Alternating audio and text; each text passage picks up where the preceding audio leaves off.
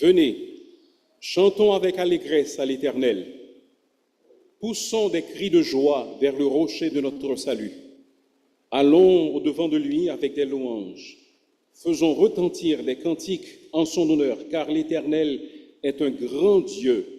Il est un grand roi au-dessus de tous les dieux. Frères et sœurs en Christ, chers amis, bonjour. Aujourd'hui, nous sommes le peuple de Dieu. Nous sommes ses enfants. Il est notre Dieu, il est notre roi.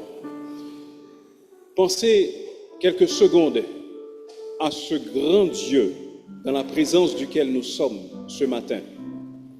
Tout lui appartient. Il a tout créé. Il nous a sauvés. Il nous promet la vie éternelle. Avec ces pensées, je nous invite tous à élever nos voix vers Dieu et à l'exalter de tout notre cœur, car il en est digne. C'est notre frère Ronald Toussaint qui nous conduira dans le culte de ce matin.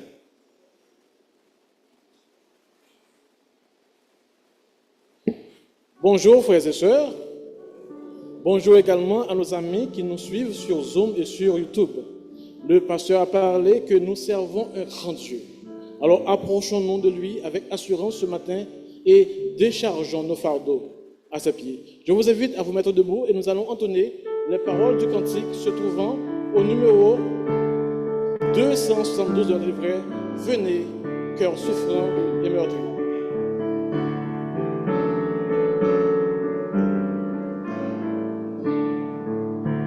Venez, cœurs souffrants et meurtris, ô médecins de l'âme, par Jésus vous serez guéris, que votre voix l'acclame. Non célébrés par les ailes, adorés par les anges, thème éternel de nos louanges, Jésus, Jésus, Jésus. En Christ nous sommes pardonnés, c'est la bonne nouvelle. Par lui les cieux nous sont donnés et la vie éternelle. Non célébrés par les élus, adorés par les anges, thème éternel de nos louanges, Jésus, Jésus, Jésus. Vous tous qui souffrez isolés, venez, Jésus vous aime. Pour le troupeau des désolés, il s'est offert lui-même. Non célébrés par les élus, adorés par les anges, thème éternel de nos louanges, Jésus, Jésus, Jésus. D'un seul cœur Dieu le vainc, dans sa victoire, et dans le ciel du roi des rois, nous redirons sa gloire. Non célébrés par les élus, adorés par les anges, thème éternel de nos louanges, Jésus, Jésus, Jésus. Ma question pour vous ce matin est la suivante. Quel est le thème de votre louange? Jésus, Jésus. Il faut dire ça 3 fois parce que ça renforce l'idée. Okay? Enchaînons avec nous t'adorons, nous t'aimons, tendre Père.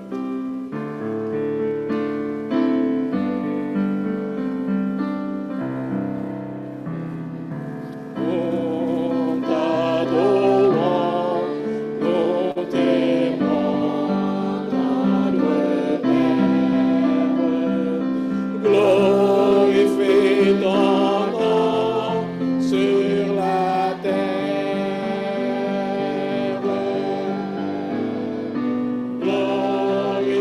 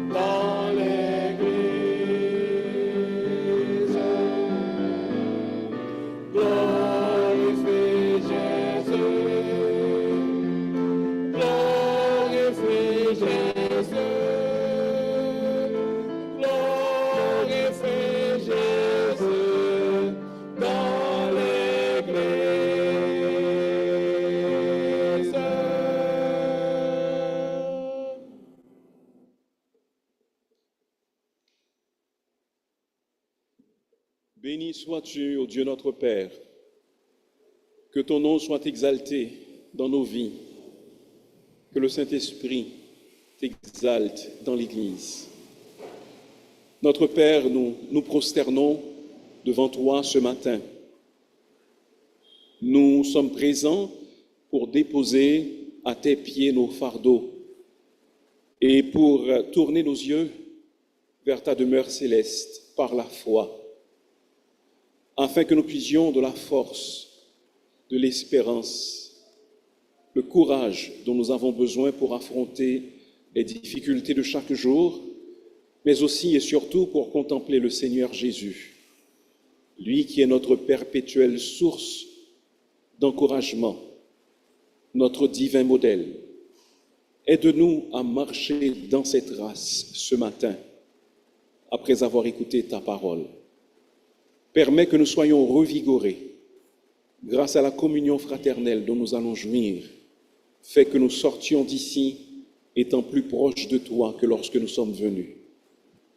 Que les pécheurs soient convaincus de leurs péchés, qu'ils se tournent vers le Seigneur Jésus dans la contrition, dans la repentance. Que tes enfants soient encouragés et qu'ils soient également exhortés à vivre d'une manière conforme à ta volonté. Nous bannissons, Seigneur, de nos cœurs tout péché et nous te cédons toute la place pour que tu puisses régner. Par Jésus notre Sauveur, nous te le demandons. Amen. Je vous prie de rester debout. Nous allons lire d'abord en Jean, le chapitre 14, du verset 1er au verset 7, et ensuite nous allons chanter Dieu Tout-Puissant. Et après, vous pourrez vous rasseoir. Jean 14, du verset 1er jusqu'au verset 7. Ce sera une lecture alternative. Que votre cœur ne se trouble point. Croyez en Dieu et croyez en moi. Il y a plusieurs demeures dans la maison de mon Père. Si cela n'était pas, je vous l'aurais dit. Je vais vous préparer une place. Et lorsque je m'en serai allé et que je vous aurai préparé une place, je reviendrai et je vous prendrai avec moi afin que là où je suis, vous y soyez aussi. Vous savez où je vais et vous en savez le chemin. Thomas lui dit, Seigneur, nous ne savons où tu vas. Comment pouvons-nous en savoir le chemin? Jésus lui dit, je suis le chemin, la vérité et la vie. Si vous ne vient au Père que par moi.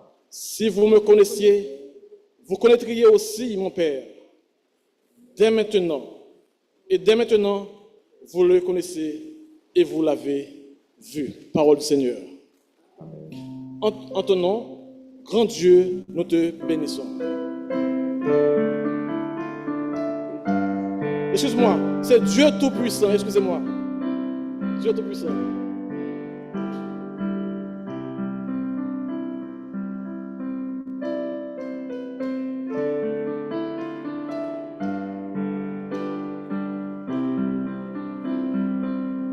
Dieu Tout-Puissant, quand mon cœur considère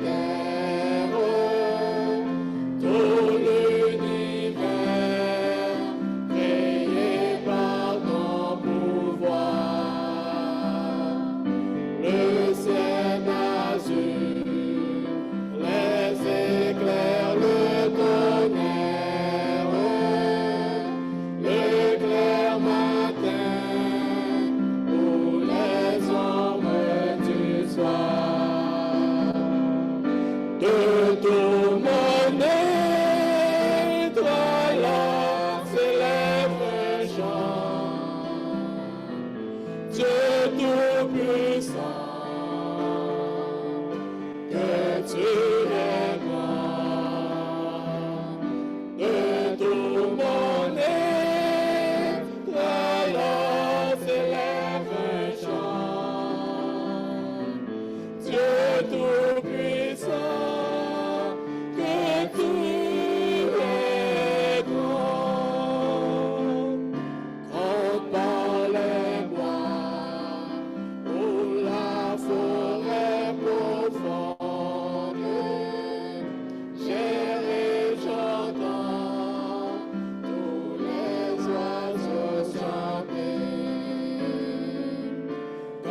sur les monts, la source avec son nom, les voix élevées, son chant doux et léger. Mon cœur heureux s'écrie à chaque instant. Oh Dieu d'amour, que tu es grand. Mon cœur heureux s'écrie à chaque instant. Oh Dieu d'amour, que tu es grand. Mais quand je songe au sublime mystère, qu'un Dieu si grand a pu penser à moi, que son cher Fils est devenu mon frère, et que je suis l'héritier du grand roi.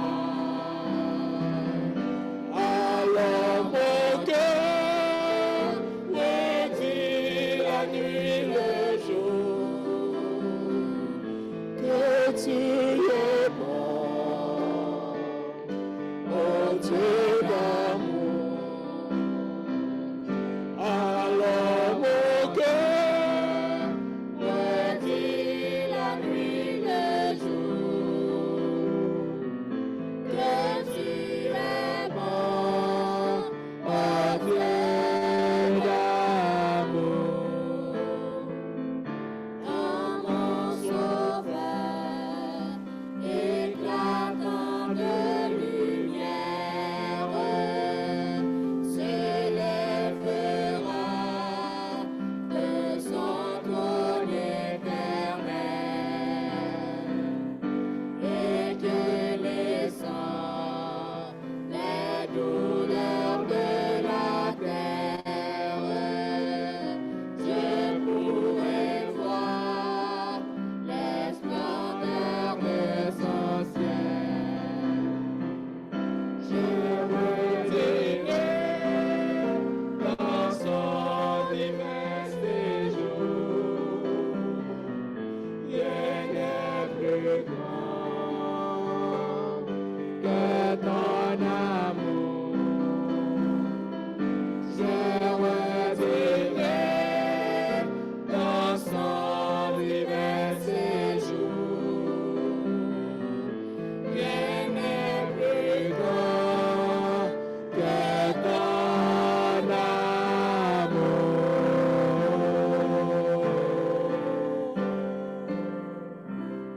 Rien n'est plus grand que ton amour, ô notre Dieu. Et l'Église dit, saluez-vous les uns les autres, ensuite vous pouvez vous asseoir.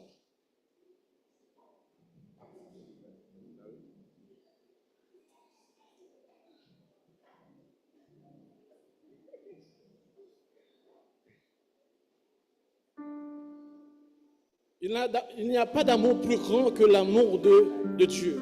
Et cet amour-là s'est manifesté en son Fils Jésus-Christ. Continuons à chanter le nom de notre Seigneur en entendant les paroles se trouvant au numéro 70 dans le livret. Il va venir. J'aurais aimé que l'Église chante comme elle a chanté tout à l'heure.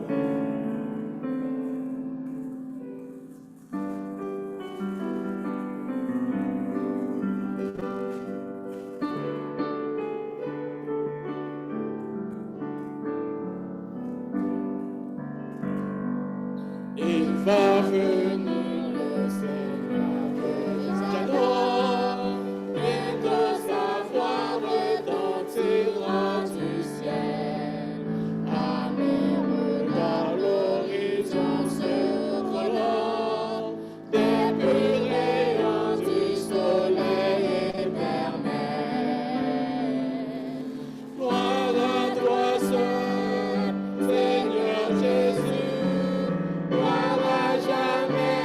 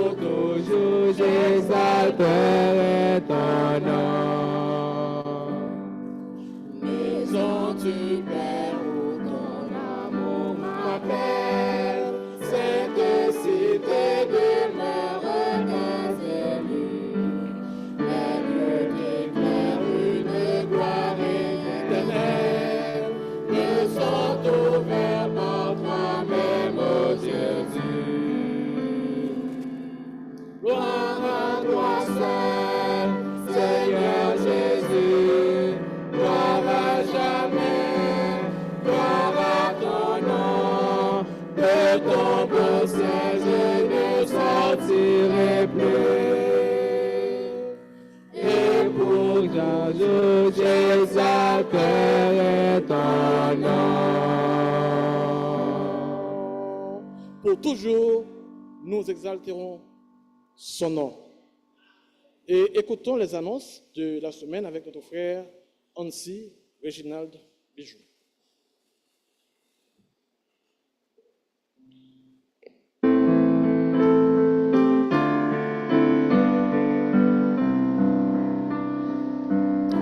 Je vous invite à vous disposer. Nous allons devant le trône de Dieu. Je vous invite à prier dans votre cœur pendant que nous prions à haute voix. Non, les bontés de l'Éternel ne sont pas épuisées. Ses compassions ne sont pas à leur terme. Elles se renouvellent chaque matin. Oh, que ta fidélité est grande. Notre Dieu, notre Père, nous t'exaltons ce matin pour tes bontés, ta miséricorde envers chacun de nous ici présents. Notre cœur déborde de gratitude lorsque nous nous mettons à réfléchir sur ce que tu as fait pour nous, Seigneur.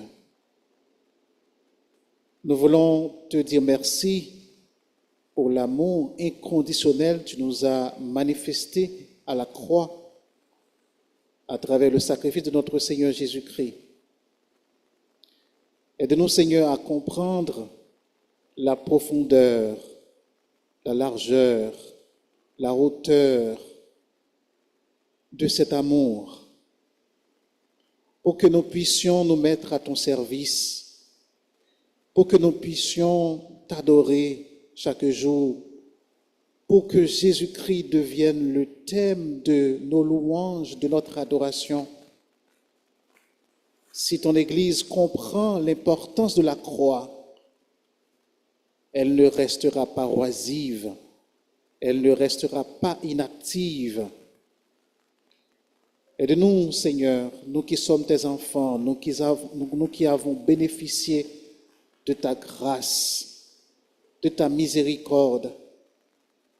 Aide-nous, Seigneur, à comprendre à quel point nous sommes précieux à tes yeux. Seigneur, nous voulons aussi te dire merci parce que lorsque nous tenons compte de ta sainteté, de ta perfection, et que tu nous invites à t'adorer, nous nous sentons indignes devant toi. Nous nous sentons si petits devant toi, Seigneur, parce que nous avons des faiblesses en nous. Il nous arrive souvent de désobéir à ta loi, mais en dépit de tout, tu veux que nous ayons une relation personnelle avec toi.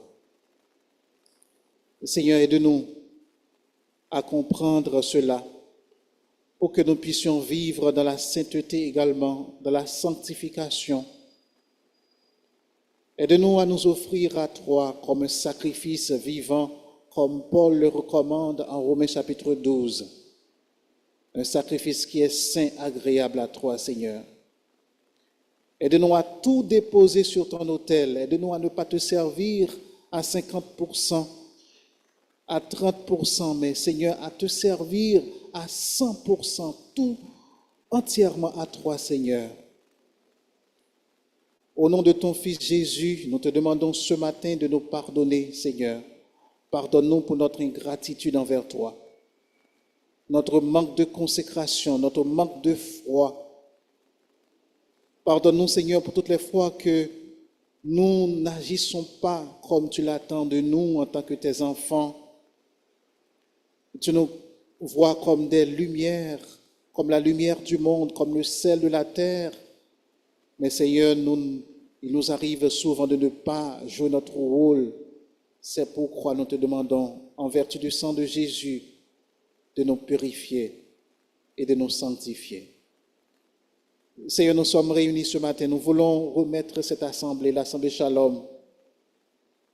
Seigneur, nous avons 1000 raisons pour te dire merci, même plus que ça. parce que tu nous gardes, tu nous protèges dans cette communauté, tu nous permets de fonctionner. Seigneur, nous sommes reconnaissants envers toi pour cela. Aide-nous à ne pas prendre cela pour acquis, Seigneur. Mais aide-nous à profiter de chaque moment que nous avons pour mieux te servir, pour aimer nos frères, nos sœurs dans la foi, pour nous mettre à leur service également, pour mettre nos dons, nos talents, nos capacités à leur disposition, Seigneur. Aide-nous à passer du temps à édifier ton Église par les dons que tu nous as donnés. Seigneur, aide-nous aussi à être conscients de l'urgence de partager le message de l'Évangile avec ceux qui périssent. Tu dis dans ta parole, les jours sont mauvais, ils le sont. Mais aide-nous en tant que chrétiens à être conscients de cette urgence. Nous avons un monde qui est dans une salle d'urgence, un monde qui périt, qui a tant besoin du message de l'Évangile.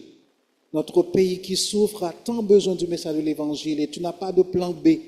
C'est sur nous que tu comptes pour partager ce message avec ceux qui ne te connaissent pas. Permets que nous ressentions, Seigneur, cette pression en nous. Paul a dit, malheur à moi si je n'annonce pas l'Évangile, et permets, Seigneur, que nous ressentions le même désir de partager l'Évangile avec ceux qui sont sur la route de l'enfer. Père, nous voulons te prier pour le programme de discipulats que nous avons ici et permets que chacun de nous puisse s'engager dans ce programme. Ton Église ne pourra pas grandir sans le discipulat. Nous avons besoin de nous épauler, de nous supporter les uns les autres dans la marche de la foi. Père, nous savons qu'il y a des gens parmi nous qui attendent une réponse de ta part. Ça fait longtemps qu'ils prient, qu'ils intercèdent. Ils attendent une réponse. Ils voudraient avoir une solution pour un problème quelconque. Il se peut que ce soit un problème familial, un problème d'ordre professionnel, un problème émotionnel. Nous te demandons, Seigneur, de jeter un regard favorable sur ces personnes. Ceux qui sont malades parmi nous, nous prions pour leur guérison. Ceux qui sont découragés, nous prions que tu les fortifies, Seigneur. Ceux qui sont en train de lutter avec un péché dans leur vie, une mauvaise habitude, et qui veulent s'en débarrasser, nous prions que tu les aides à se souvenir de la puissance de la croix, de la puissance du sang de Jésus, qui peut les aider à faire face à toute difficulté dans leur vie, y compris les difficultés d'ordre spirituel. Seigneur, nous prions pour que tu nous continues à nous protéger, chacun de nous, membres de l'Assemblée Shalom. Continue à nous garder, Seigneur, à nous préserver des attaques du malin. Aide-nous lorsque nous allons travailler, que tes anges nous entourent. Lorsque nous dormons, que tes anges entourent nos maisons. Lorsque nous vaquons à toute autre activité, Seigneur, aide-nous à ne pas oublier que tu es avec nous. Et tu l'as dit dans ta parole, tu seras avec nous jusqu'à la fin du monde. Seigneur, nous voulons te prier et te remercier pour les ouvriers qui travaillent parmi nous fidèlement. Nous te demandons de bénir leur ministère. Bénis le ministère envers les enfants, envers les jeunes et envers les adultes, Seigneur. Et nous voulons te prier particulièrement pour les jeunes de notre assemblée qui font face à des problèmes de toutes sortes. Certains d'entre eux sont découragés. Certains d'entre eux se questionnent sur leur avenir et ont besoin, Seigneur, de se former, d'avancer dans leurs études, mais malheureusement, ils font face à des difficultés énormes. Nous te demandons d'être avec nos jeunes, de les aider à se souvenir, Seigneur, que tu es le Dieu qui peut tout faire. Rien n'est impossible à toi. Et tu peux même faire au-delà de tout ce que nous demandons ou pensons. Père, nous comptons sur toi. Nous prions pour le leadership de l'Église. Accorde-nous, Seigneur, la sagesse de les prises de décision. Père, nous voulons implorer ta grâce et ta faveur sur notre pays, Haïti. Nous te demandons, Seigneur, de pardonner à ce pays. Pardonne-nous, Seigneur, parce que nous t'avons offensé. Nous le faisons chaque jour à cause des crimes qui se font dans ce pays chaque jour, Seigneur. Aie pitié de nous. Jette un regard favorable sur ce pays. Et nous continuons à prier pour les dirigeants qui ont le leadership de ce pays, Seigneur. Touche leur cœur pour qu'ils soient conscients, pour qu'ils prennent des décisions pouvant aider ce pays à sortir de cette situation. Nous comptons sur toi, Seigneur. Nous espérons en toi. Dans quelques instants, nous aurons à écouter ta parole. Tu vas encore, Seigneur, nous enseigner. S'il te plaît, permets que nos cœurs soient prêts à recevoir ta parole et permets, Seigneur, que nous mettions en application ce que tu vas nous enseigner ce matin. Nous prions pour ceux d'entre nous qui ne te connaissent pas et qui résistent à ton Saint-Esprit et permets que finalement, ils prennent la décision de se donner à toi, Seigneur. Merci pour l'offrande qui a été recueillie ce matin et permets qu'elle soit utilisée pour l'avancement de ton service. Que ton nom soit béni parmi nous, fortifie-nous, Seigneur, aide-nous à marcher de victoire en victoire, aide-nous à travailler de mieux en mieux à ton œuvre, en dépit des difficultés auxquelles nous sommes confrontés. Nous te demandons toutes ces grâces, non en fonction de nos mérites, mais au nom de ton Fils Jésus, à qui revienne la gloire, la puissance, au siècle des siècles. Amen.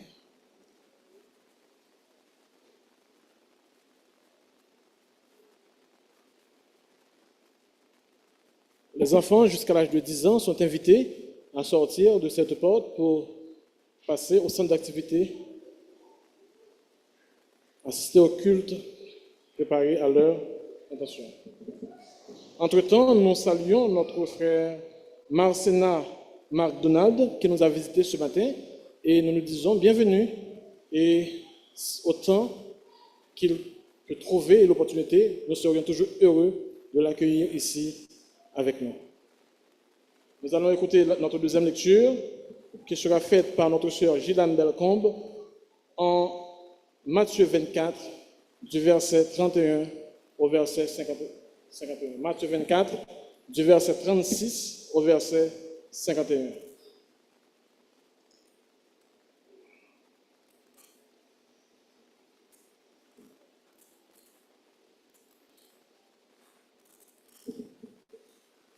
Frères et sœurs, bonjour.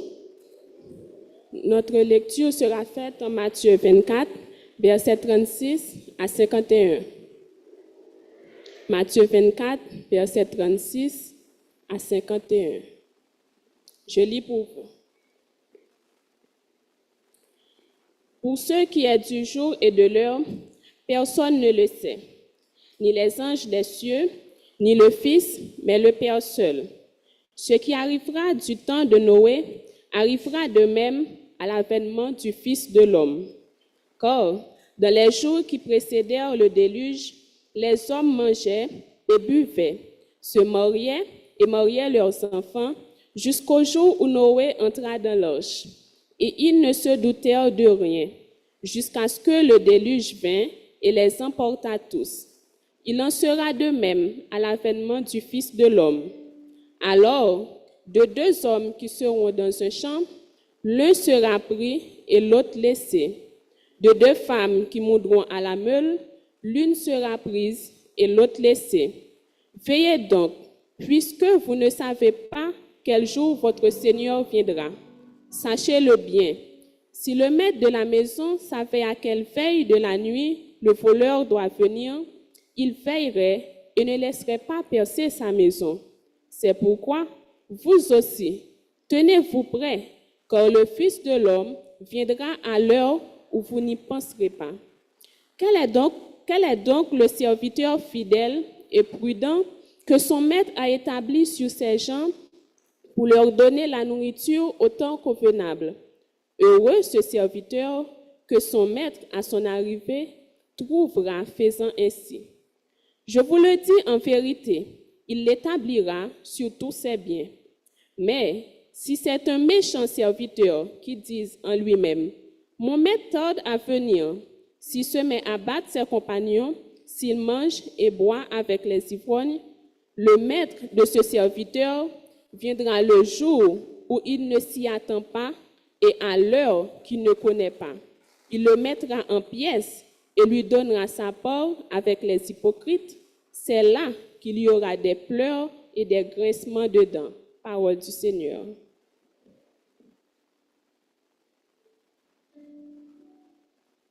Nous disons merci à notre sœur Gilane Bellecombe. Juste avant d'écouter le message de la parole de Dieu, je vous invite à vous mettre debout. Nous allons entonner les paroles du cantique se trouvant au numéro 92 de notre livret, L'amour de Jésus.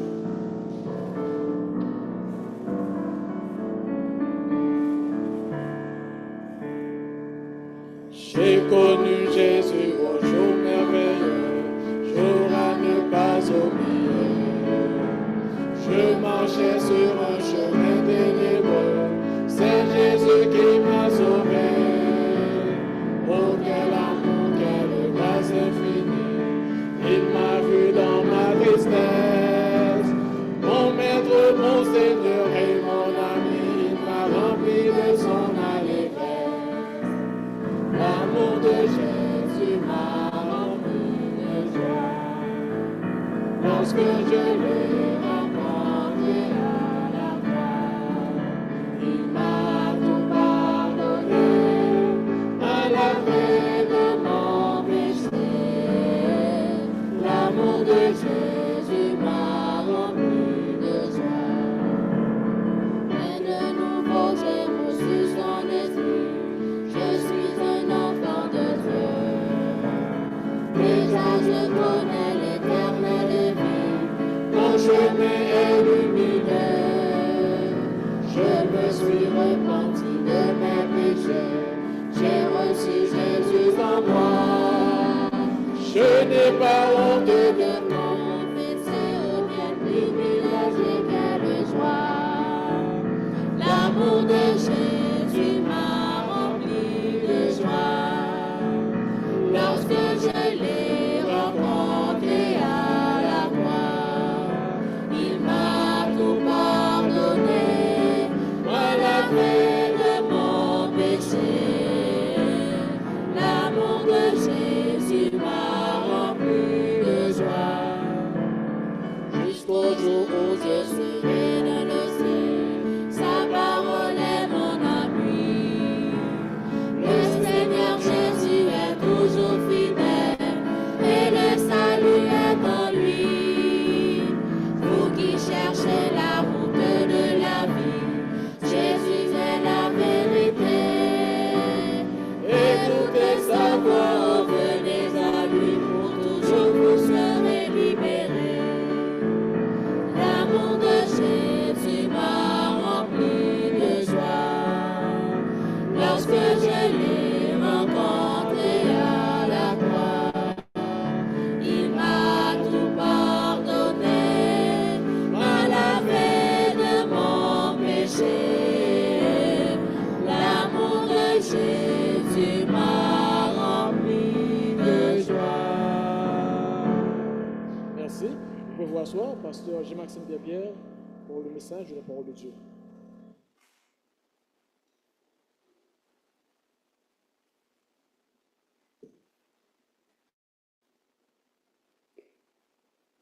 Bonjour une fois de plus, frères et sœurs.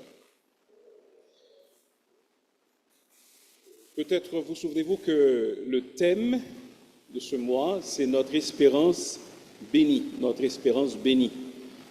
Donc, nous voulons penser aux événements à venir.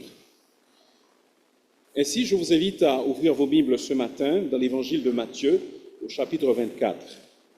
Matthieu 24. Pendant que vous tournez à Matthieu chapitre 24, je fais juste un petit rappel ce qui concerne le prochain cours du CEFAS. Ce sera le dernier cours également pour cette promotion.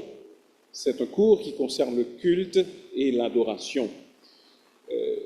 Les étudiants réguliers, bien sûr, sont attendus, mais si vous n'êtes pas régulièrement inscrit à ce cours et que vous vouliez participer, eh bien, vous êtes les bienvenus.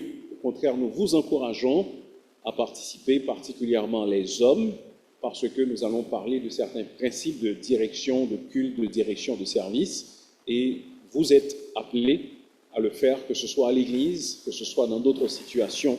Donc j'espère que vous pourrez être des nôtres. Si cela vous intéresse, s'il vous plaît, faites-moi signe et je ferai le suivi de manière que vous soyez avec nous à partir de vendredi prochain.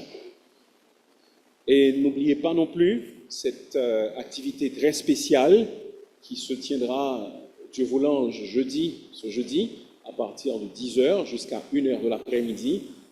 Nous appelons ça un rallye, ça veut dire c'est une activité de rassemblement à l'intention des enfants de 5 à 12 ans.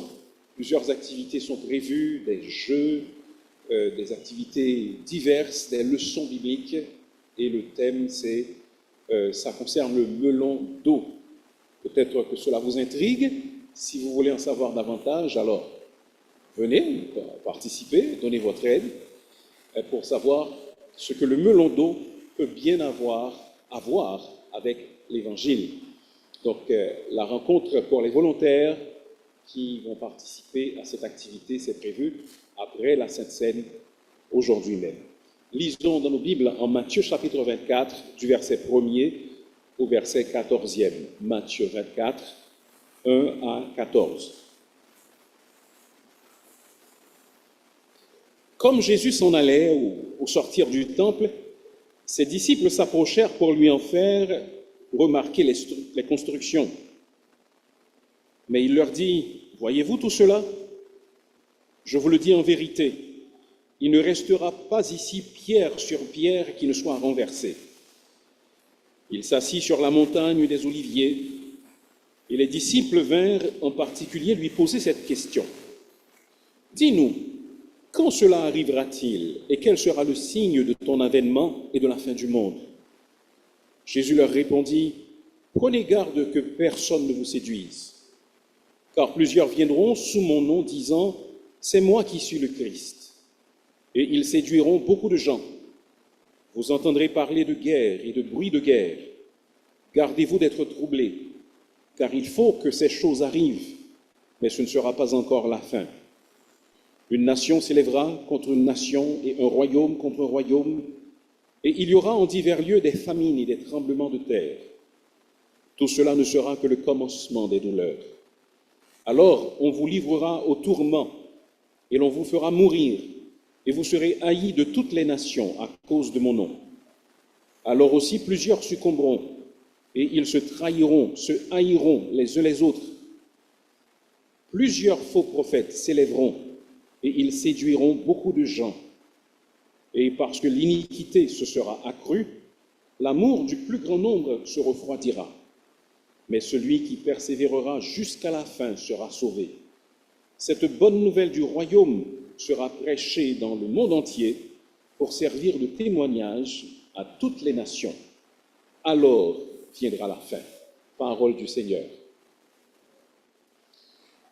Vous pouvez vous souvenir que le premier dimanche du mois, nous avons parlé d'un événement très important qui doit survenir, c'est l'enlèvement de l'Église.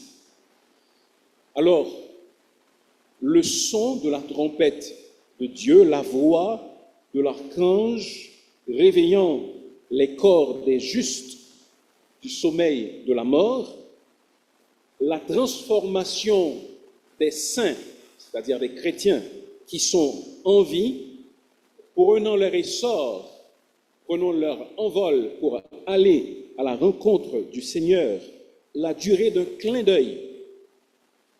Voilà ce qui sépare notre temps aujourd'hui des événements qui sont décrits dans le passage que nous venons de lire en Matthieu chapitre 24. Les Écritures nous présentent les événements suivants qui doivent se produire dans l'ordre que je vous les donne. D'abord, l'enlèvement de l'Église, ensuite, la période de tribulation, dont la seconde moitié est appelée la grande tribulation. Ensuite, le règne millénaire de Christ, et enfin l'instauration de son règne éternel. Bien sûr, il y a d'autres événements importants que je n'ai pas mentionnés, mais là, vous avez une idée des principaux événements qui doivent se produire. Mais nous devons comprendre que avant les temps de félicité éternelle, avant les temps où nous serons avec le Seigneur pour toujours, surviendra un temps de souffrance universelle que l'on appelle la grande tribulation. Avant les temps de félicité éternelle, surviendra un temps de souffrance universelle appelé la grande tribulation. Ce sera un temps de jugement final contre l'humanité rebelle. Ce sera un temps de jugement contre les puissances du mal. Personne ne sait quand ces choses arriveront. Dieu seul le sait. Il se peut que cela se produise aujourd'hui. Il se peut que nous attendions encore un siècle et que cela ne se produise pas encore. Nous ne savons pas. Cependant, le texte que nous avons lu nous explique ce qui va se passer durant cette période de détresse que nous appelons la grande tribulation. D'abord, le texte nous parle des détresses qui caractériseront cette période à venir que nous appelons la grande tribulation. Nous disons que c'est la grande tribulation parce que le Seigneur Jésus-Christ lui-même, il dit que ce sera un temps de détresse et cette détresse sera si grande. Donc il dit que la tribulation sera grande à tel point que ce sera très difficile pour les élus, pour les gens de supporter cette période à venir. Nous, en tant que peuple, nous avons connu des moments de grande détresse. Nous connaissons maintenant des moments de détresse. La crise actuelle est un temps de détresse. Nous connaissons l'insécurité, nous connaissons l'inflation, nous connaissons l'isolement, nous pouvons même dire le mépris. Mais cela n'est rien en comparaison avec ce qui attend notre planète Terre. Les plus grandes détresses que les hommes ont connues jusqu'ici ne seront rien comparativement à ce qui nous est décrit en Matthieu chapitre 14. À vos yeux, dans votre compréhension, qu'est-ce qui évoque le plus d'horreur, le plus de difficulté? Peut-être qu'en pensant à la misère humaine et aux souffrances que les hommes ont endurées, votre imagination va à la Deuxième Guerre mondiale, par exemple, lorsque des millions de Juifs ont été tués dans des camps de concentration. Peut-être également que vos pensées vont à un jour fatidique en 1945, plus particulièrement le 6 août 1945, lors de la Seconde Guerre mondiale, encore une fois. C'est ce jour-là que les États-Unis ont largué une bombe sur une ville japonaise appelée Hiroshima. Et entre 90 000 et 166 000 personnes sont mortes à cause de cette explosion nucléaire terrible. Les témoins de cette explosion ont rapporté que la peau des victimes tombait en lambeaux, comme si la peau tombait de leur corps après avoir été victimes de cette explosion. Peut-être en pensant aux misères, aux douleurs de l'humanité, ce qui vous vient en tête, ce sont les supplices, les tortures infligées aux croyants à certaines époques, par exemple lors de l'Inquisition. Ça date de très longtemps, du XIVe, XVe siècle. Alors on prenait les croyants, on les torturait. Dans les premiers siècles, parfois on faisait brûler les croyants, on les crucifiait. Mais vous savez, la douleur qui attend l'humanité au cours de l'époque dont Jésus vient de parler en Matthieu chapitre 14 dépassera de loin même les pires circonstances que l'humanité ait jamais connues.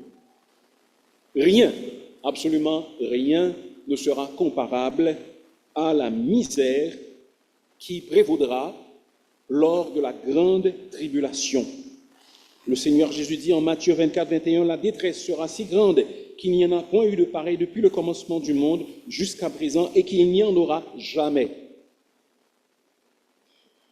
Qu'y aura-t-il durant cette période de détresse? D'abord, il y aura des faux Christ, des faux Christ.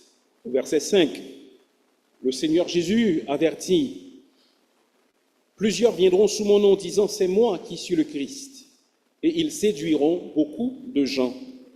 Ce sera une période de confusion sur le plan spirituel, sur le plan religieux. Ce seront des gens prétendant être Jésus. Ce ne sera certainement pas la première fois parce qu'au cours de l'histoire humaine, beaucoup d'hommes ont prétendu être Jésus, revenu à la vie ou une réincarnation de Jésus. Nous savons que la réincarnation n'existe pas. C'est une parenthèse, car Hébreux chapitre 9, verset 27 nous dit qu'il est réservé aux hommes de mourir une seule fois, après quoi vient le jugement.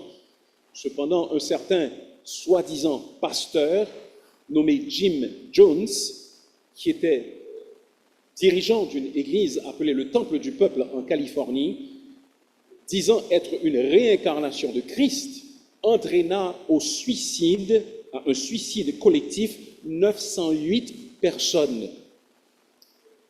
à Guyana, en Amérique du Sud. Cela s'est passé en 1978. Eh bien, durant la tribulation, ce sera monnaie courante.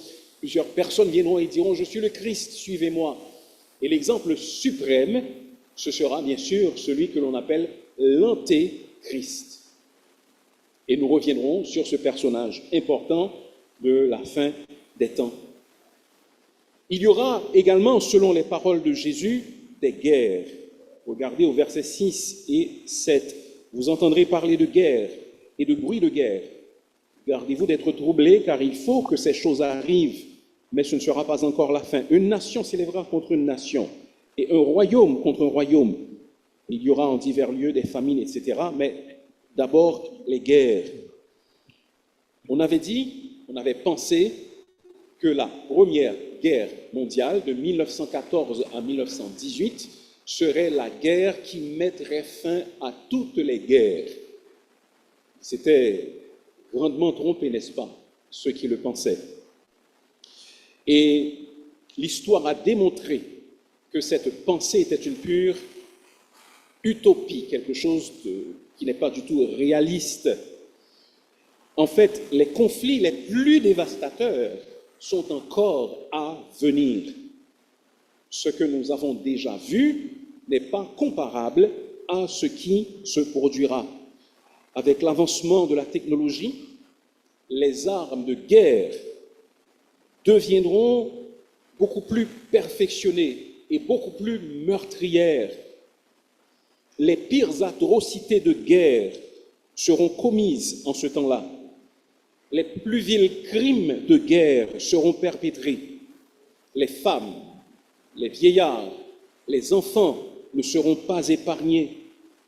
Une nation qui se sera endormie en paix se réveillera au son du tocsin, de l'alarme qu'il y a un danger imminent qui plane sur cette nation.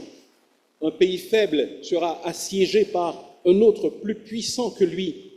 Les abris de guerre seront ou regorgeront de rescapés, de personnes qui voudront se réfugier, mais ce ne sera pas suffisant parce qu'il y aura beaucoup de guerres et des guerres très meurtrières et dévastatrices.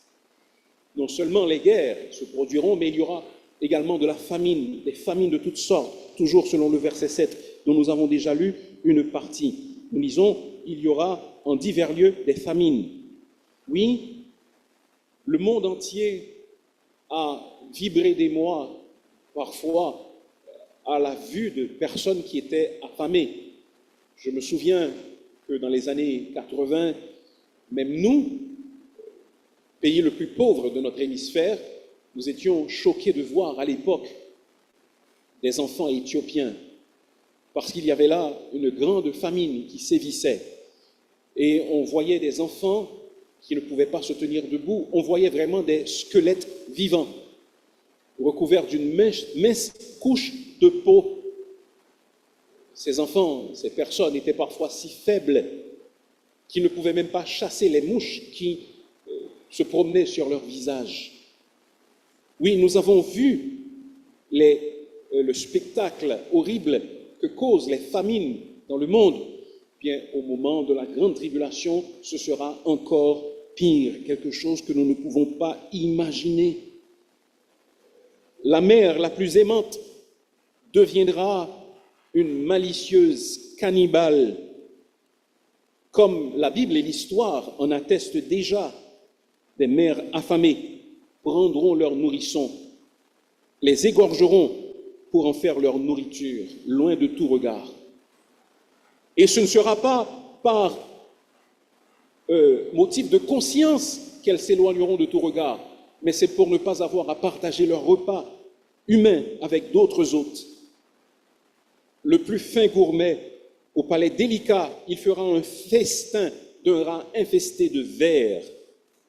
Ceux qui pourront travailler ne pourront acheter qu'un morceau de pain avec le salaire d'une journée de travail, car il y aura des famines partout à travers le monde, des choses que nous ne pouvons même pas imaginer, des choses que nous ne pouvons pas concevoir.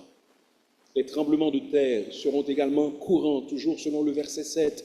Il y aura des tremblements de terre. Beaucoup d'entre nous, nous avons vécu l'horreur de tremblements de terre en 2010 et nous savons la peur que cela inspire. Nous savons à quel point nous nous sentons petits, impuissants lorsque la terre se met à trembler. Et les gens même non-croyants se sont vus en train de prononcer le nom de Jésus. Bien, les tremblements de terre deviendront quelque chose de totalement courant. Les chefs-d'œuvre d'architecture qui ont éveillé la fierté des peuples vont s'effondrer. Les plus beaux palais vont être endommagés. Les résidences les plus luxueuses vont être abîmées. Parmi les sinistrés s'abriteront ceux qui, naguère, croyaient à la toute-puissance que l'argent peut procurer. La topographie de la terre va être altérée à cause de ces tremblements de terre qui dépasseront certainement ce que l'on a déjà vu sur l'échelle de Richter. Des volcans se remettront en activité. Les riches dormiront à côté des clochards à la belle étoile parce que les gens ne voudront pas dormir à l'intérieur de peur que leur abri ne s'effondre sur eux. Il y aura des tremblements de terre. Des phénomènes météorologiques et astronomiques inhabituels se produiront également. Ceci, nous le voyons au verset 29 de Matthieu chapitre 24. Là, nous lisons, « Aussitôt après ces jours, le soleil s'obscurcira, la lune ne donnera plus sa lumière, les étoiles tomberont du ciel et les puissances des cieux seront ébranlées. »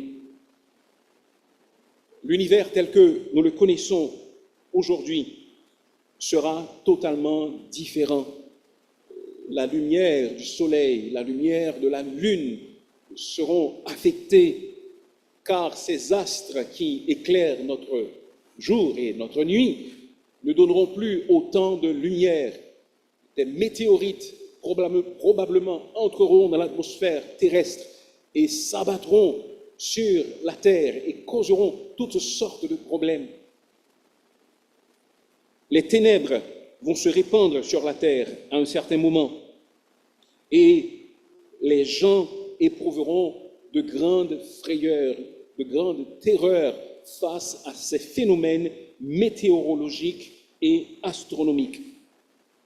Mais ce ne sera pas tout. Les persécutions vont également se déchaîner. Les persécutions se déchaîneront contre ceux qui auront mis leur confiance en Jésus-Christ et ceux qui ne voudront pas se plier à la loi de l'Antéchrist. Au verset 9 de Matthieu 24, voici ce que nous lisons. « Alors on vous livrera au tourment et l'on vous fera mourir et vous serez haïs de toutes les nations à cause de mon nom, dit le Seigneur Jésus. » Peut-être vous posez-vous la question, mais comment cela se fera-t-il? Puisque les croyants seront enlevés, alors comment se fait-il qu'il y ait des croyants lors de la tribulation, puisque l'enlèvement se passe avant la grande tribulation? Bien, la réponse n'est pas difficile à trouver. C'est que durant la tribulation, il y aura des gens qui se rendront compte que Jésus-Christ est le Sauveur. Et ces gens vont se convertir à Jésus-Christ. Je n'ai pas encore dit, mais la tribulation, c'est une période de 7 années et la deuxième moitié de cette période de 7 ans, c'est ce que l'on appelle la grande tribulation. Après que les croyants seront enlevés, beaucoup de personnes se rendront compte de la réalité des Saintes Écritures.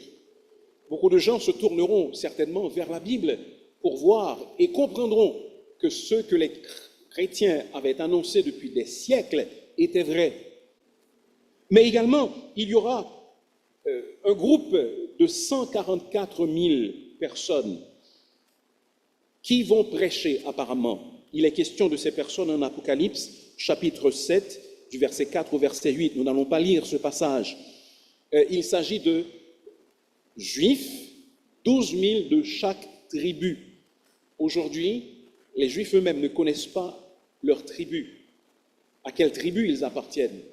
Mais Dieu est tout-puissant. Et lorsque le temps sera venu, il sera possible pour les gens de savoir à quelle tribu ils appartiennent. Et Dieu choisira 12 000 personnes, 12 000 hommes de chacune des 12 tribus d'Israël. Et ces 144 000 deviendront des évangélistes, des témoins. Cela ne nous est pas dit de manière explicite. Cependant, après que le groupe a été présenté en Apocalypse, chapitre 7, du verset 4 au verset 8, nous voyons que Jean dit qu'il y avait une grande foule que personne ne pouvait compter, de toute nation, de toute tribu, de tout peuple, là c'est Apocalypse 7, verset 9, et de toute langue. Ils se tenaient devant le trône et devant l'agneau, revêtus de robes blanches et des palmes dans leurs mains. Donc, après la présentation de ce groupe de 144 000 personnes, la scène change et ce sont ces personnes que nous rencontrons. Et l'un des vieillards, l'un des personnages qui parle à Jean dans le contexte de cette révélation, lui communique qui étaient ces gens. Ce sont ceux qui viennent de la grande tribulation. Ils ont lavé leurs robes et ils les ont blanchies dans le sang de l'agneau. Donc ce sont des gens qui se convertissent durant la grande tribulation et qui tombent justement sous la persécution parce qu'ils décident de croire en Jésus, parce qu'ils décident de renoncer à adorer l'Antéchrist. Et ils sont alors persécutés férocement, plus que tout ce que nous pourrions imaginer. Ils seront décimés par centaines, voire par milliers, et ils seront haïs de tout le monde. Voilà donc les détresses qui surviendront au moment de cette période difficile que la Bible appelle la grande tribulation. Mais ce n'est pas tout. Non seulement les Écritures nous parlent des détresses de la tribulation, les Écritures nous parlent également des forces qui seront à l'œuvre durant la grande tribulation. En Matthieu chapitre 24 et le verset 15, que nous n'avons pas lu, mais dont je vous fais la lecture également, nous lisons « C'est pourquoi, lorsque vous verrez l'abomination de la désolation dont a parlé le prophète Daniel, établi en lieu saint, que celui qui lit, fasse attention, etc. » Je ne peux pas lire parce qu'il me faudrait lire plusieurs versets. Je n'ai pas le temps de le faire.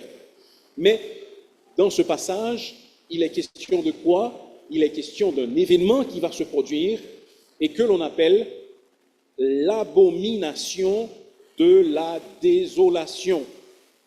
Cela va se passer dans le lieu saint. De quoi s'agit-il? Eh bien, aujourd'hui, le Saint-Esprit exerce une influence contre les ruses du diable. Nous, croyants, nous sommes le sel de la terre, nous sommes la lumière du monde. Le Saint-Esprit habite en nous. Et ainsi, nous sommes capables d'enrayer la corruption, afin qu'elle ne se propage pas rapidement à travers le monde. Mais après l'enlèvement des chrétiens, il semble que cette influence va diminuer. selon ce que nous lisons en 2 Thessaloniciens chapitre 2, versets 7 et 8. Nous n'allons pas prendre le temps de lire ce passage, mais vous pouvez le noter et lire ce texte pour comprendre ce dont nous parlons. Quoi qu'il en soit, les Écritures déclarent que la période de la tribulation sera un temps d'intense activité démoniaque. Et l'un des premiers personnages concernés, c'est celui que les Écritures appellent de manière diverse l'Antéchrist, la bête, et nous allons voir quelques autres noms que l'Écriture donne à ce personnage. Matthieu chapitre 24, verset 15 parle donc de l'abomination, de la désolation qui est mentionnée par Daniel. Et l'Antéchrist sera l'acteur principal de cet événement. Une abomination, c'est quelque chose de répugnant à Dieu. C'est quelque chose de très grave, surtout sur le plan spirituel, par rapport à Dieu. Souvent, ça a un rapport avec l'idolâtrie. Et la désolation, ça veut dire la ruine.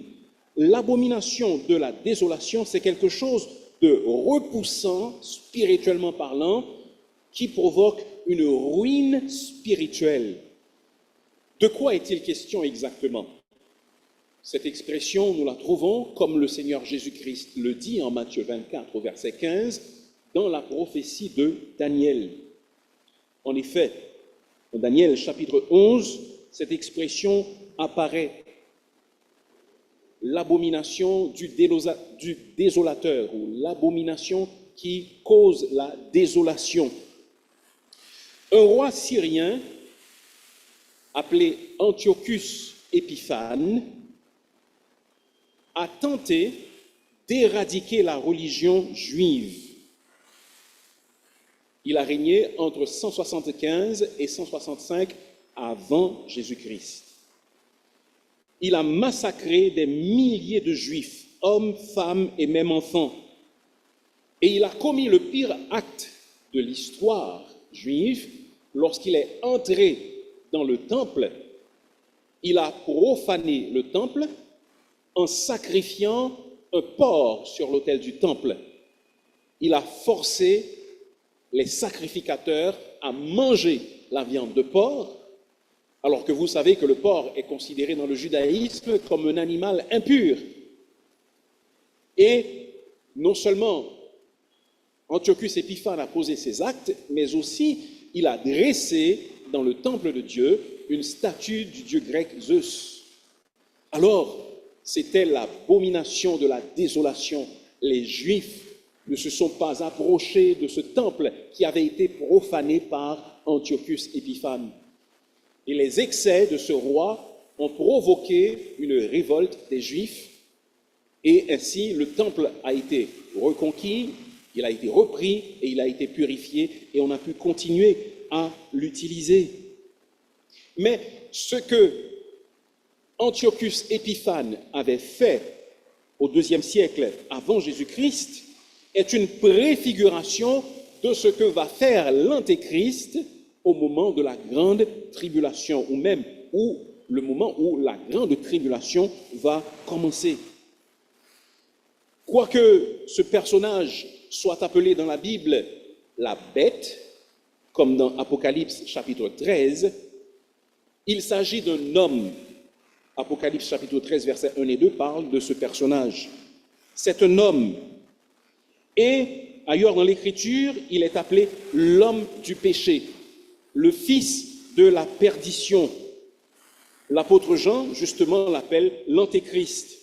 Qui est l'Antéchrist? Il sera un leader mondial, plein de charisme. Et vraiment, au début de la tribulation, on aura l'impression que grâce aux efforts de ce personnage plein de charisme, que la paix est revenue sur la terre. Il va même conclure une alliance avec le peuple juif. Et les Juifs se sentiront en sécurité dans leur alliance avec ce personnage qui s'appelle l'Antéchrist ou la bête ou l'homme de perdition et d'autres termes encore pour le décrire.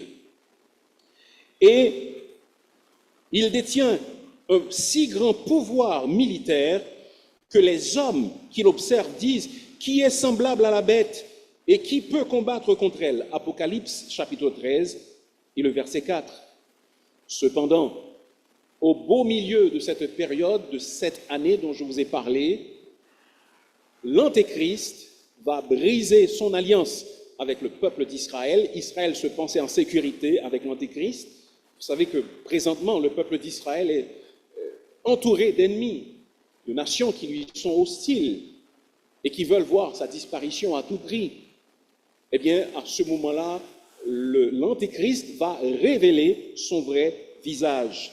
Et lui-même, il va entrer dans le temple qui aura été rebâti et il ne va pas se contenter de mettre une idole, mais il va proclamer que lui-même, il est Dieu. Il va se proclamer Dieu selon 2 Thessaloniciens, chapitre 2 et le verset 4. Et tous ceux qui refuseront de l'adorer seront mis à mort. Donc voilà le pouvoir qui sera exercé lors de la tribulation. Voilà les forces qui seront à l'œuvre lors de la grande tribulation. C'est d'abord l'Antéchrist qui exige l'adoration, qui exige une obéissance absolue. Mais l'Antéchrist n'est pas seul. Il est accompagné d'un autre personnage. Ce personnage, on l'appelle le faux prophète. Tout à l'heure, vous avez lu que Jésus-Christ avait annoncé qu'il y aurait également de faux prophètes. Eh bien, ça, c'est le faux prophète par excellence, si nous pouvons parler ainsi. Ce sera le faux prophète suprême. Ce faux prophète sera un allié très proche de l'Antéchrist, de la bête, du fils de la perdition. Il nous est même dit qu'il fabriquera l'image de l'Antéchrist et qu'il l'animera, qu'il dotera de vie cette image. Beaucoup de signes s'opéreront par la main de ces personnages, mais ce seront des signes mensongers. Ce seront des signes qui pourront être accomplis grâce à la force de Satan. Un spécialiste de la Bible parlant de ce que la Bible dit à propos de ce personnage, le faux prophète, donc il y a l'Antéchrist, la bête, qui est accompagné du faux prophète. Donc à propos de ce que le faux prophète va faire, ce spécialiste de la Bible nous dit que ce genre de contrôle économique est en développement aujourd'hui. C'est le faux prophète qui va exiger que tous les hommes soient marqués du chiffre 666. Quelle est la signification? Comment cela va se faire? Nous ne savons pas exactement. Mais 666 semble être en opposition au chiffre 7, qui est le chiffre de la perfection. Donc 6, 3 fois, c'est le chiffre de l'humanité qui est séparée de Dieu. Et le faux prophète exigera que les hommes portent la marque de la bête, et sans avoir la marque de la bête, les hommes ne pourront rien faire. Aucune possibilité d'acheter, aucune possibilité de vendre. Déjà, cela se fait dans certains pays où l'on peut vous identifier facilement et où on vous accorde des points pour les bonnes actions selon le gouvernement et où on vous ôte des points si vous agissez contrairement à la volonté de ce gouvernement-là. Et on contrôle votre vie, donc déjà cela se fait. Et cette personne poursuit. Il est possible aujourd'hui de donner à chaque personne un numéro et de faire contrôler les activités de toute la population du monde sur ordinateur. Il viendra sûrement un jour où les différents numéros de chaque citoyen seront réduits à un seul. On propose déjà aujourd'hui de tatouer les gens à la naissance pour identifier les personnes disparues dont les corps sont retrouvés. Peut-être que la bête demandera aux citoyens loyaux d'ajouter 666 à leur numéro. Mais souvenez-vous, la bête ou l'Antéchrist et le faux prophète ne sont pas seuls. Tout ce que Dieu fait, Satan le contrefait. En Dieu, il y a la Sainte Trinité, le Père, le Fils et le Saint-Esprit. Eh bien, nous avons ici un trio satanique. Pas la Sainte Trinité, mais un trio impur, un trio satanique qui est constitué de Satan, de la bête et du faux prophète. Et ce sont eux qui vont régner durant ce temps de la fin. Satan est appelé le prince de la puissance de l'air. Cependant, durant la grande tribulation, il va être confiné sur la terre avec ses anges. Il sera exclu du ciel, selon Apocalypse chapitre 12, versets 7 à 9. Et Satan, maintenant sur la terre, est en colère car il sait qu'il a peu de temps. Et c'est le commencement de la fin. Et l'événement qui est prédit en Genèse chapitre 3, verset 15, selon lequel la postérité de la femme, c'est-à-dire Jésus-Christ, écraserait la tête du serpent, est sur le point de s'accomplir. Oui, d'une certaine manière, la tête du serpent a été écrasée lorsque Jésus-Christ était sur la croix. Satan pensait que Jésus-Christ allait mourir, mais ce fut la victoire de Jésus sur les forces du mal. Bien, cette victoire va encore s'accomplir, va se renouveler, et de manière finale et définitive, Jésus-Christ va remporter la victoire sur Satan. Et lorsque Satan est sur la terre, il ne sera pas seul, il a déjà ses acolytes, mais en Apocalypse chapitre 9, du verset 1 au verset 10, des créatures nous sont décrites comme persécutant, bouleversant, tourmentant les hommes. Je vais lire ce passage à votre écoute et je vous demande de l'écouter. C'est Apocalypse chapitre 9, versets 1 à 10, pour que vous ayez une idée des forces qui seront à l'œuvre durant la grande tribulation. Le cinquième ange sonna de la trompette, et je vis une étoile qui était tombée du ciel sur la terre. La clé du puits de l'abîme lui fut donnée, et elle ouvrit le puits de l'abîme. Et il monta du puits une fumée, comme la fumée d'une grande fournaise. Et le soleil et l'air furent obscurcis par la fumée du puits. Des sauterelles sortirent de la fumée et se répandirent sur la terre.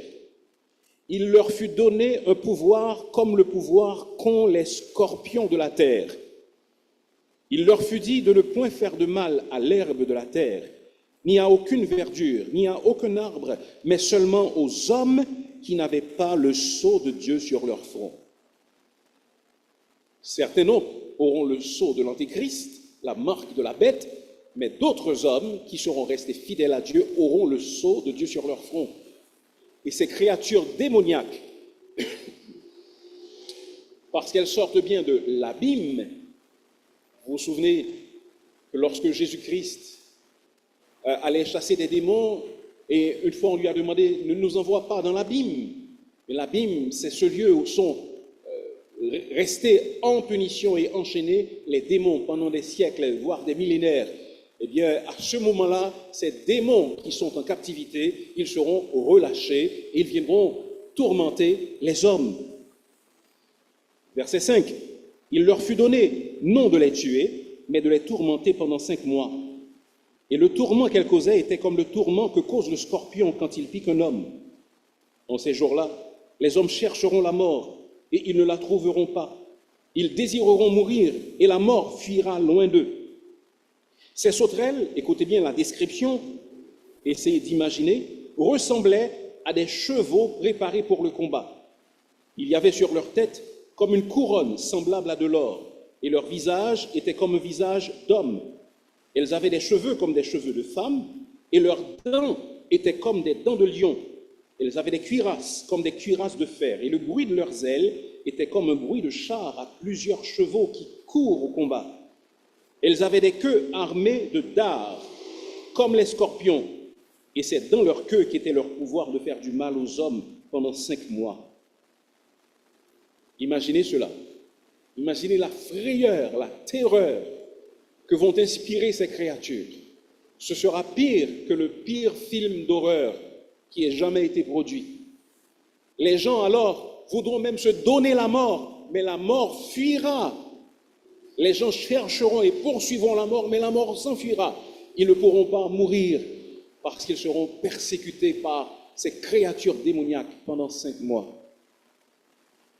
Voilà la dure réalité qui s'installera durant ce temps que nous appelons la grande tribulation, les forces qui seront à l'œuvre et qui auront le pouvoir, qui auront l'autorité. Oui, Dieu sera là, Les élus de Dieu seront également là, mais ils seront pourchassés, seront persécutés. Et c'est l'Antéchrist, le faux prophète et Satan qui auront la main forte. Mais, heureusement, tout ne s'arrête pas là.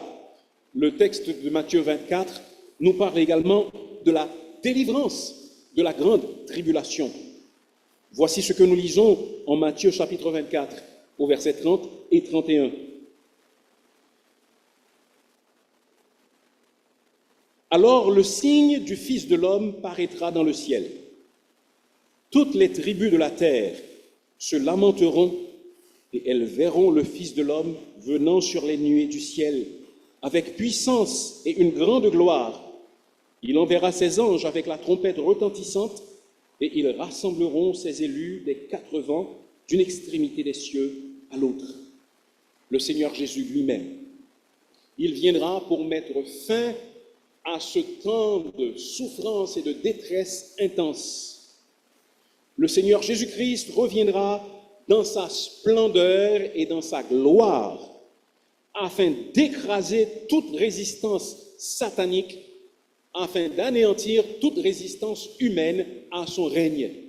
Il reviendra en vainqueur. Il nous est dit que de sa bouche sort une épée aiguë, symbole de la parole de Dieu. Et avec cette épée, il frappera les nations. Les rachetés, vous et moi, si nous sommes vraiment sauvés, nous ferons partie de ceux qui reviendront avec le Seigneur Jésus. Il ne faut pas confondre cet événement avec l'enlèvement de l'Église, parce que l'enlèvement de l'Église se sera déroulé plusieurs années auparavant. Mais cette fois-ci, le Seigneur Jésus-Christ revient pour établir son règne sur la terre. Cette fois-ci, selon ce que nous dit le prophète Zacharie, Jésus-Christ descendra et ses pieds toucheront le mont des Oliviers et une crevasse énorme sera créée. La topographie du mont des Oliviers sera altérée de manière permanente par ce retour terrestre du Seigneur Jésus-Christ. Lors de l'enlèvement, Jésus-Christ rencontre les rachetés morts et vivants dans les cieux. Mais à ce moment, Jésus-Christ revient avec les rachetés, ceux qui auront participé aux noces de l'agneau après l'enlèvement, qui auront été jugés, qui auront reçu leur récompense, bien ils reviennent avec le Seigneur Jésus. Regardez ce que nous dit à cet effet Jude dans son épître au verset 14 et 15. Jude, versets 14 et 15. C'est aussi pour eux qu'Enoch, le 7e depuis Adam, a prophétisé en ces termes. Voici, le Seigneur est venu avec ses saintes myriades pour exercer un jugement contre tous et pour faire rendre compte à tous les impies parmi eux de tous les actes d'impiété qu'ils ont commis et de toutes les paroles injurieuses qu'ont proférées contre lui les pécheurs des pécheurs impies. Donc Jésus revient pour installer son règne. Alors la bête, l'antéchrist et le faux prophète seront jetés vivants dans cet endroit terrible que l'on appelle les temps de feu et de soufre. Ceux qui ne connaissent pas Jésus, eux également, tous ceux dont le nom n'est pas écrit dans le livre de vie, ils auront à se présenter à un tribunal que l'on appelle le grand trône blanc. Et personne à ce tribunal ne pourra trouver sa libération ou ne sera disculpé, mais tous, ils devront être punis et consignés dans cet endroit, au même endroit que la bête et le faux prophète, cet endroit qui s'appelle les temps de feu et de soufre. Mais la bête et le faux prophète, ils seront jetés directement. Quant à Satan, le serpent ancien, il sera lié, enchaîné et enfermé pour une période de 1000 années. Ainsi, le Christ vainqueur va inaugurer son règne millénaire. Un règne qui durera 1000 années sur la terre. Ce n'est pas encore le règne éternel de Christ, mais ce sera son règne millénaire. Alors, les rachetés de tous les temps seront sur une terre renouvelée, différente, où il n'y aura plus de péché. Et ce sera un temps où va prospérer particulièrement le peuple d'Israël. et les autres également, les chrétiens, même ceux qui ne sont pas d'Israël, et où Dieu va tenir les promesses qu'il avait faites au peuple d'Israël dans l'Ancien Testament et qui ne se sont pas accomplies au cours de l'histoire du peuple d'Israël. Ce sera donc le règne millénaire du Seigneur Jésus-Christ. Donc voilà, frères et sœurs, le tableau qui nous est brossé à propos des temps à venir. La tribulation sera certes une période de souffrance universelle précédant le règne millénaire du Seigneur Jésus-Christ, précédant son règne éternel. Comme nous l'avons vu, ce sera un temps de détresse, un temps d'effroi, un temps où Satan, ses anges, ses alliés vont se déchaîner contre la terre et ses habitants. Mais ce sera une période à la fin de laquelle Jésus-Christ, le grand champion, viendra délivrer son peuple. Il viendra délivrer sa création de la tyrannie du malin, de la bête et du faux prophète. Et il viendra délivrer son peuple et établir son règne de 1000 ans sur la terre. Question pour vous. Où serez-vous durant ce temps de la tribulation? Où serez-vous? Il y a 4 possibilités. Laquelle de ces 4 sera vraie pour vous? Soit vous serez parmi les rachetés dans le ciel, dans la présence du Seigneur Jésus, parce qu'il sera revenu chercher son Église, et vous serez avec lui. Soit vous serez du nombre des croyants persécutés, encore, parce que vous n'avez pas encore mis votre confiance en Jésus, vous êtes vivant quand survient cette période, vos yeux sont ouverts, mais vous êtes persécutés, vous souffrez pour votre foi, pour le Seigneur Jésus.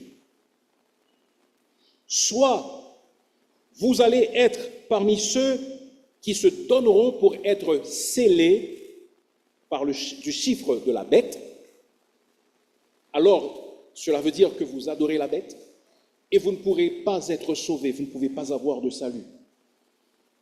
Encore, vous pouvez être du nombre des non-rachetés, attendant, dans la souffrance du séjour des morts, d'être condamnés à une éternité loin de la face de Dieu lors du jugement du grand trône blanc.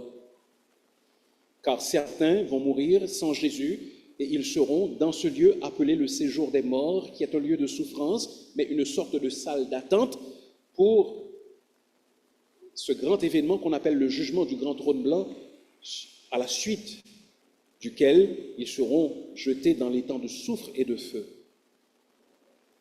Voilà les seules 4 possibilités qui existent. Où serez-vous?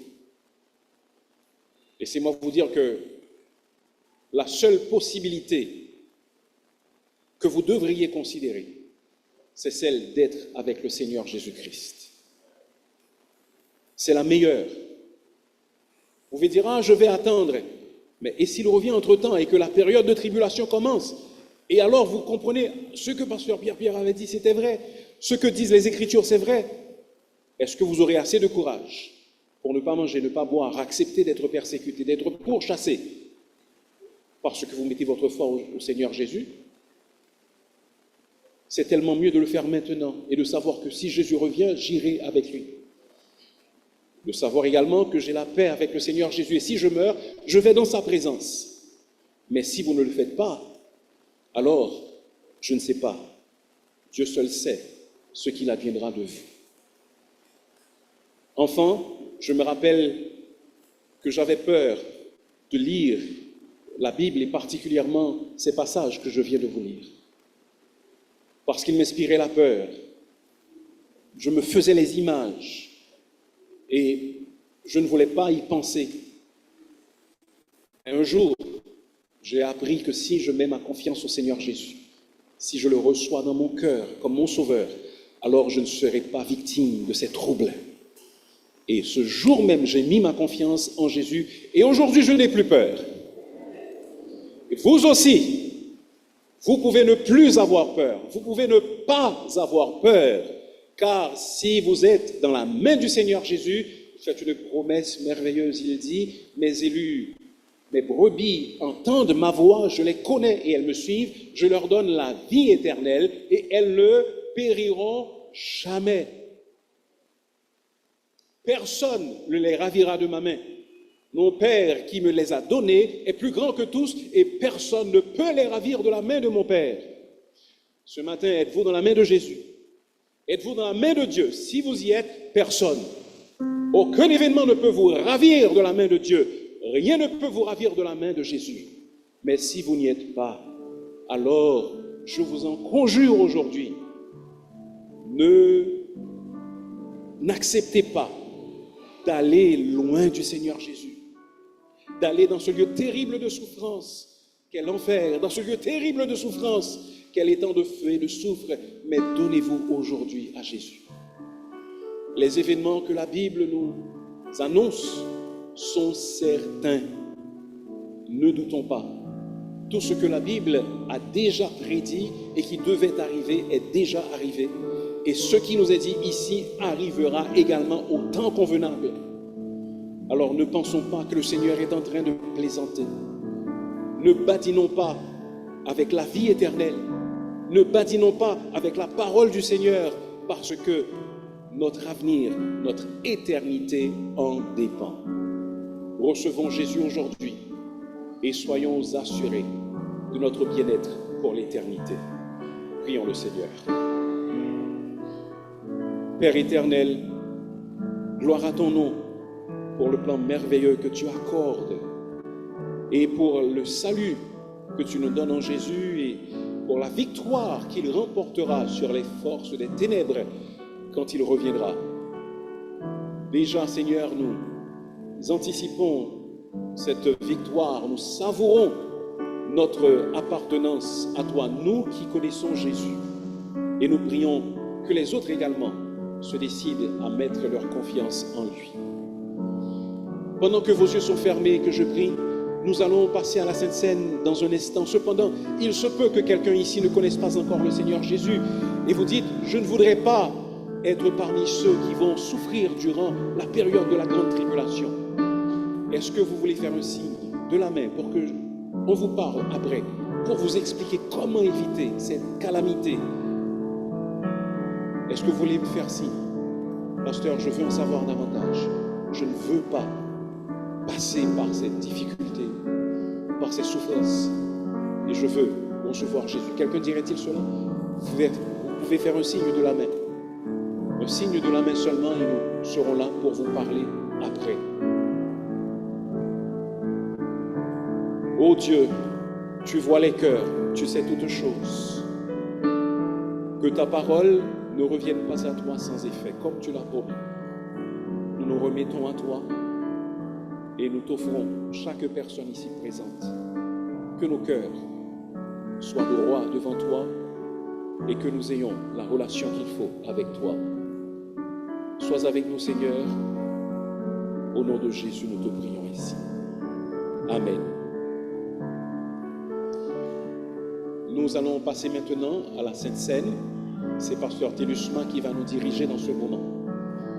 Même si vous n'êtes pas baptisé, même si vous êtes encore jeune, vous êtes invité à rester pour assister et d'autres personnes pourront participer. Si vous connaissez Jésus, si vous avez été baptisé, si votre vie est en ordre avec le Seigneur et avec votre Église, si vous êtes membre d'une Église de même foi que la nôtre, alors vous êtes invité à participer à la Sainte Seine.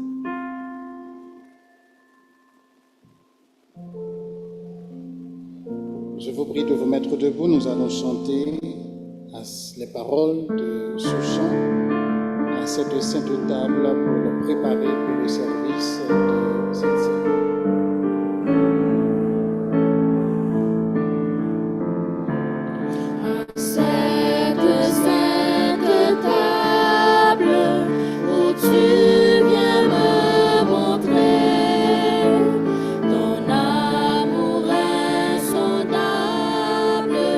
Je viens te rencontrer.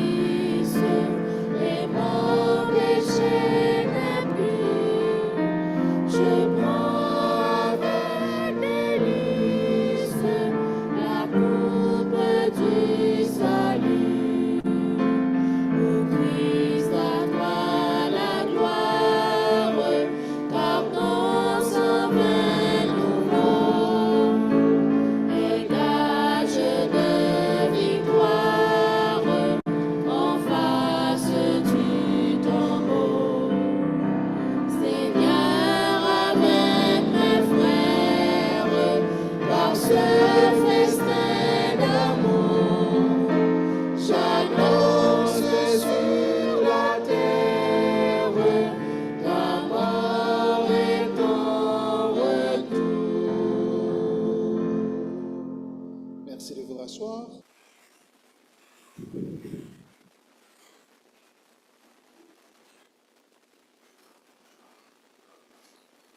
Je vous prie de vous mettre debout. Nous allons terminer par un dernier cantique. Maranatha, Christ revient. Est-ce que vous le croyez? Chantons.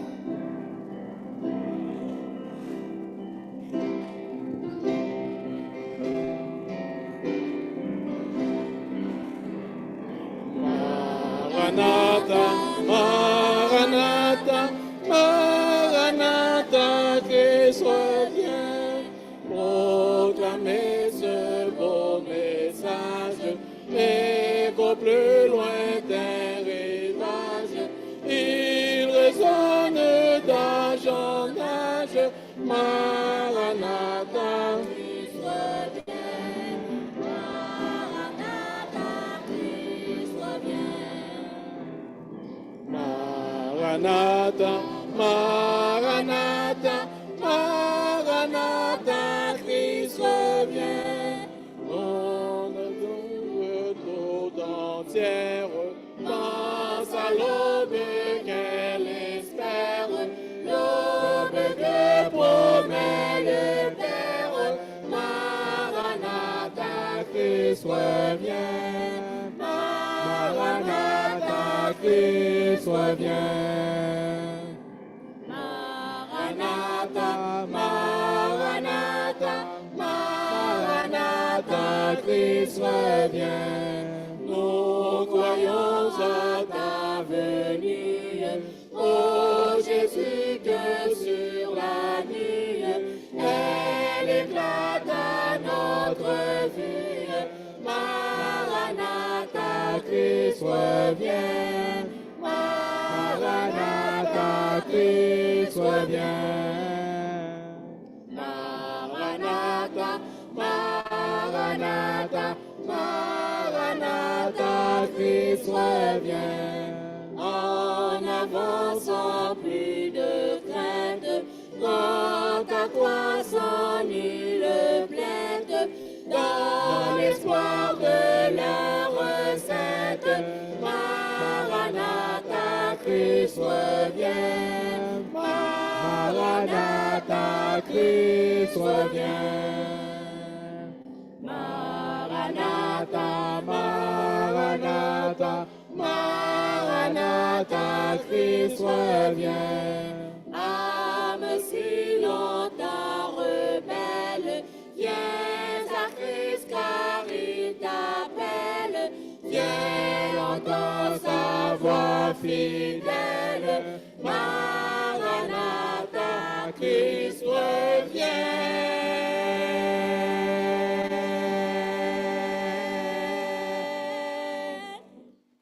Maranatha, Christ revient.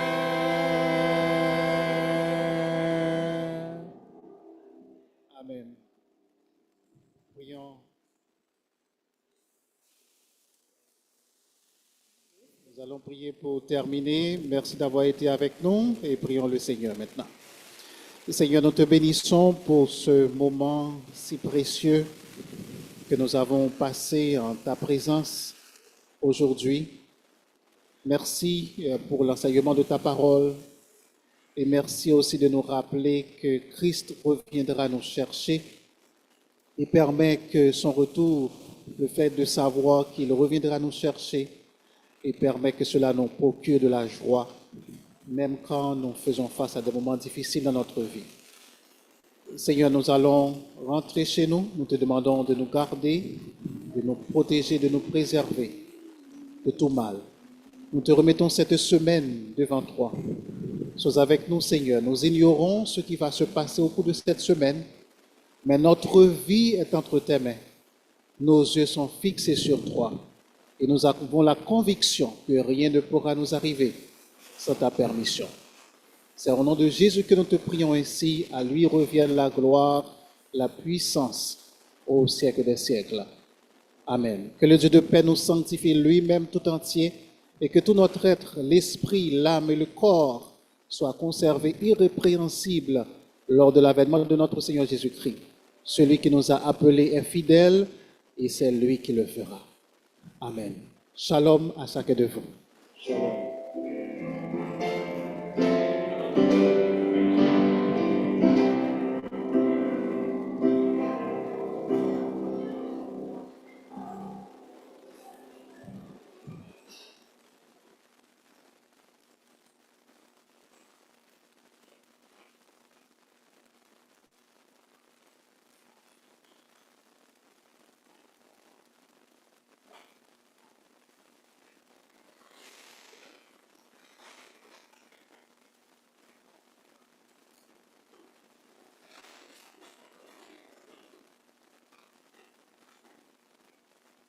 Un, deux.